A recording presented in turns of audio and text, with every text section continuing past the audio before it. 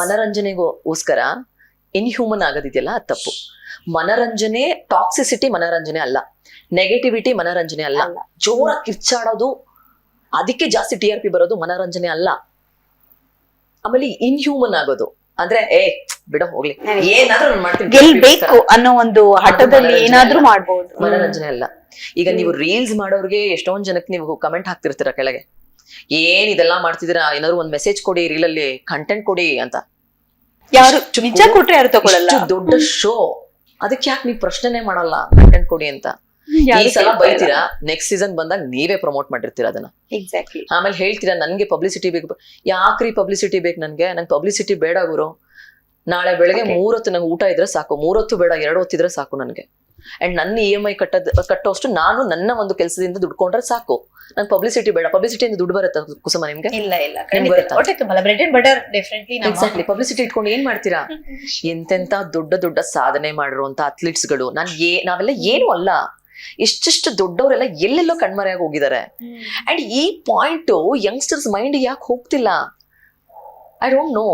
Even ಟೀಮೇ ಆಗಿರ್ಬೋದು. ಇವಾಗ ಅವ್ರು ಅದೆಲ್ಲ ಮಾಡಿದ್ರಲ್ವಾ, ಜಸ್ಟ್ ನಂಗೊಂದು ಕಾಲ್ ಮಾಡಿ, ಏನೋ ಆಗೋಯ್ತು ಬಿಡಿ, ನೆಕ್ಸ್ಟ್ ನಮ್ದೊಂದು ಸೀರಿಯಲ್ ಸ್ಟಾರ್ಟ್ ಆಗ್ತಿದೆ, ಅದ್ರಲ್ಲೊಂದು ಪಾತ್ರ ಮಾಡಿ ಕೊಡ್ಬೋದಿತ್ತಲ್ಲ. ಯಾಕೆ ಕೊಡಲ್ಲ? ಎಷ್ಟು ಆಡಿಷನ್ಗಳು ನಾನು ಅಟೆಂಡ್ ಮಾಡಿಲ್ಲ. ಆಡಿಷನ್ ಅಲ್ಲಿ ಪರ್ಫಾರ್ಮ್ ಮಾಡ್ಬೇಕಾದ್ರೆ ಸಕ್ಕದಾಗಿ ಪರ್ಫಾರ್ಮ್ ಮಾಡ್ತೀರಾ, ಎಲ್ಲಿದ್ರಿ ನೀವು, ಹಂಗೆ ಹಿಂಗೆ ಅಂತೆಲ್ಲ ಹೇಳ್ತಾರೆ. ಬಟ್ ಅದಾದ್ಮೇಲೆ ಕೊಡೋದೇ ಇಲ್ಲ. ಅಲ್ಲಿ ನೋಡಿದ್ರೆ ಯಾರು ಸ್ಕ್ರೀನ್ ಮೇಲೆ ಆಕ್ಟಿಂಗ್ ಬರ್ದಿರೋರು ಆಕ್ಟಿಂಗ್ ಮಾಡ್ತಿರ್ತಾರೆ. ಹಾಗಾದ್ರೆ ಎಷ್ಟು ನೇರವಾದಂತ ಮಾತುಗಳಿಂದ ಕಳ್ಕೊಳ್ಳೋ ಭಯ ಏನಾದ್ರು? ಕಳ್ಕೊಳ್ಳೋ ಭಯ ಏನೂ ಇಲ್ಲ. ಏನು ಇಲ್ಲ. ಅಂಡ್ ಇದನ್ನ ನಾನು ಮಾತಾಡಿದಾಗ್ಲೂ ಅಷ್ಟೇ ಎಷ್ಟೊಂದ್ ಜನ ನನ್ನ ಫ್ರೆಂಡ್ಸ್ಗಳು ಹಂಗೆಲ್ಲ ಮಾತಾಡೋ, ಆಮೇಲೆ ಅವರಿಂದ ಬರೋ ಪ್ರಾಜೆಕ್ಟ್ ಮಿಸ್ ಆಗುತ್ತೆ ಹಂಗೆ ಹಿಂಗೆ ಅಂತ. ಬಟ್ ನನಗೆ ಒಂದು ಥಾಟ್ ಇದೆ ಕುಸುಮ. ಈ ಒಂದು ಬಿಗ್ ಬಾಸ್ ಇನ್ಸಿಡೆಂಟ್ ನಡೆಯೋಕ್ಕೂ ಮುಂಚೆ 8 ವರ್ಷ ನಾನು ಯಾವ್ದೇ ಒಂದು ಸೀರಿಯಲ್ಗಳಲ್ಲಿ ಕಾಣಿಸ್ಕೊಂಡಿಲ್ಲ. ಈ ತರ ಪ್ರತಿಷ್ಠಿತ ಚಾನಲ್ಗಳಲ್ಲಿ, ಈ ಚಾನಲ್ ಅಲ್ಲೇ ಕಾಣಿಸ್ಕೊಂಡಿಲ್ಲ. ಈ ಚಾನಲ್ಗೆ ಎಷ್ಟೊಂದ್ ಸಲ ಆಡಿಷನ್ಗೆ ಹೋಗಿದ್ದೀನಿ.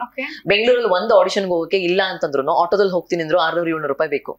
ತಿಂಗಳಲ್ಲಿ 10 ಆಡಿಷನ್ಗೆ ಹೋಗ್ತೀನಿ ಅಂದ್ರೆ ಎಷ್ಟೊಂದ್ ಜನ ಆರ್ಟಿಸ್ಟ್ಗಳಿಗೆ ನಾನು ಹೇಳ್ತಿರೋಂತ ಮಾತು ರಿಲೇಟ್ ಆಗುತ್ತೆ. 10 ಆಡಿಷನ್ಗೆ ಹೋದ್ರೆ ಎಷ್ಟಾಯ್ತು ಕುಸುಮ? 700 ರೂಪಾಯಿ ಅಂದ್ರೆ 7,000 ರೂಪಾಯಿ ಆಯ್ತು. ಒಂದನ್ನು ನೀವು ಸೆಲೆಕ್ಟ್ ಆಗ್ಲಿಲ್ಲ ಅಂದ್ರೆ 7,000 ರೂಪಾಯಿ ನನ್ನ ಕೈಯಿಂದಾನೇ ಡಮಾರ ಯಾರು ಕೊಡ್ತಾರೆ?